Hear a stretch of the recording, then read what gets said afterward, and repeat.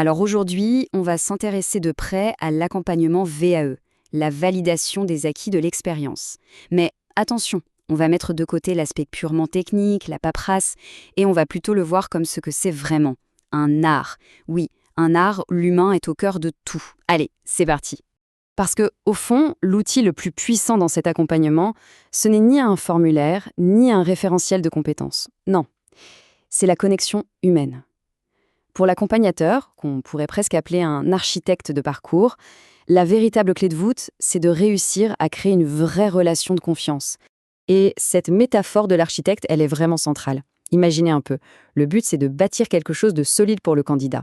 Une structure qui lui donne la confiance et la clarté nécessaires pour pouvoir s'exprimer et vraiment valoriser son parcours.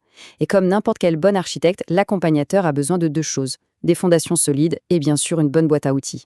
On commence donc logiquement par la base de notre pyramide, les fondations. Il s'agit de quoi? Eh bien des attitudes fondamentales, de la posture qui va constituer le socle de tout accompagnement réussi. Ce sont ces qualités humaines qui vont rendre la communication non seulement possible, mais aussi vraiment efficace. Et la toute première de ces fondations, c'est l'empathie. Alors l'empathie, c'est bien plus que juste être gentil. Non, c'est vraiment cette capacité à essayer de se mettre dans les chaussures du candidat, de comprendre ce qu'il peut ressentir face à une démarche qui est, on va se le dire, à la fois super excitante, mais aussi parfois un peu intimidante. C'est ça qui va créer un véritable climat de confiance et de soutien. Voilà un exemple tout simple de l'empathie en action. Une phrase comme ça montre au candidat qu'on l'écoute vraiment, que ses émotions sont valides, qu'elles ont leur place. Le but n'est pas de juger, mais bien d'ouvrir un espace où il va se sentir libre de parler de ses préoccupations. Juste après, il y a la bienveillance. Adopter une posture bienveillante, en gros, c'est créer une sorte de bulle de sécurité. Un environnement sans critique, où le candidat se sent assez à l'aise pour explorer toutes ses compétences, même celles dont il n'est pas très sûr. L'idée, c'est de toujours encourager, de soutenir, jamais d'évaluer ou de juger. La troisième fondation, et pas des moindres, c'est l'authenticité. Être authentique, c'est être vrai. C'est être honnête sur ses intentions, bien sûr, mais aussi sur ses propres limites. Un accompagnateur ne sait pas tout, et c'est normal. Le reconnaître, loin de fragiliser la relation, va au contraire la renforcer. Et voilà comment ça se traduit concrètement. Admettre qu'on ne sait pas, ce n'est pas du tout une faiblesse. C'est la preuve d'un engagement, la promesse de fournir une information fiable. Au final, cette transparence bâtit une confiance bien plus forte qu'une façade de savoir absolu. Ok, nos fondations sont posées, elles sont solides, maintenant il est temps de remplir notre boîte à outils. On va parler des compétences plus pratiques, des techniques de communication que l'accompagnateur va utiliser activement pendant les entretiens pour bien structurer la conversation. Le premier outil, c'est ce qu'on appelle la centration sur le sujet. C'est normal, un candidat peut parfois avoir tendance à se disperser un peu, à raconter toute sa vie professionnelle. Le rôle de l'accompagnateur, c'est d'être un peu comme un phare.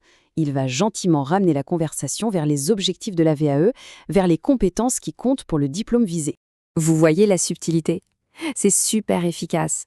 Au lieu de couper brutalement ou de dire « ça, ce n'est pas le sujet », l'accompagnateur prend un élément pertinent du discours, ici la gestion des stocks, et il s'en sert pour recentrer le dialogue en douceur. C'est un vrai guidage. Bon, l'outil qui suit, son nom peut faire un peu peur, la confrontation.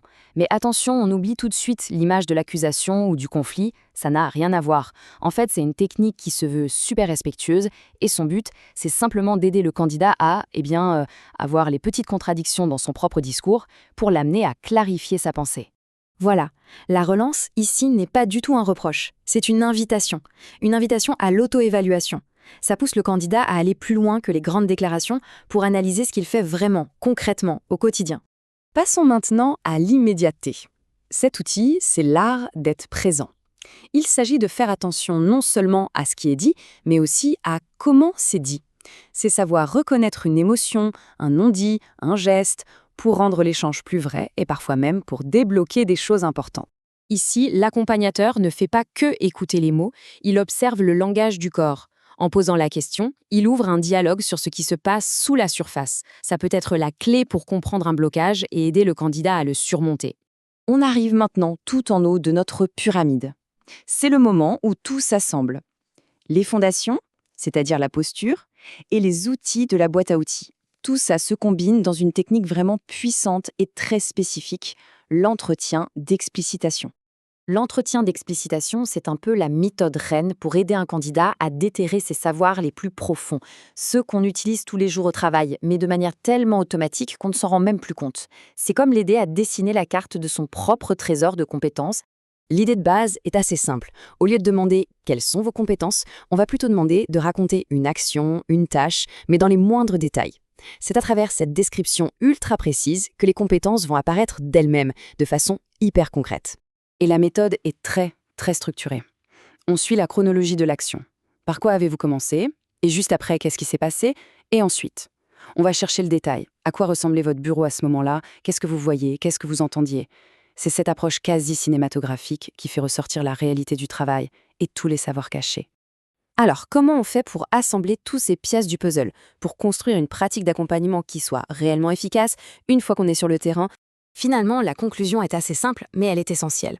Un bon accompagnement, ce n'est pas juste une checklist de techniques à appliquer, c'est une alchimie. Une alchimie entre être et faire. Il faut incarner cette posture d'empathie et d'authenticité, tout en maîtrisant les outils pour guider la conversation. Et le but ultime de tout ça, créer cet espace de confiance où la compétence d'une personne peut enfin se dire et être reconnue. On va se quitter avec cette question. Elle n'attend pas de réponse toute faite, bien sûr.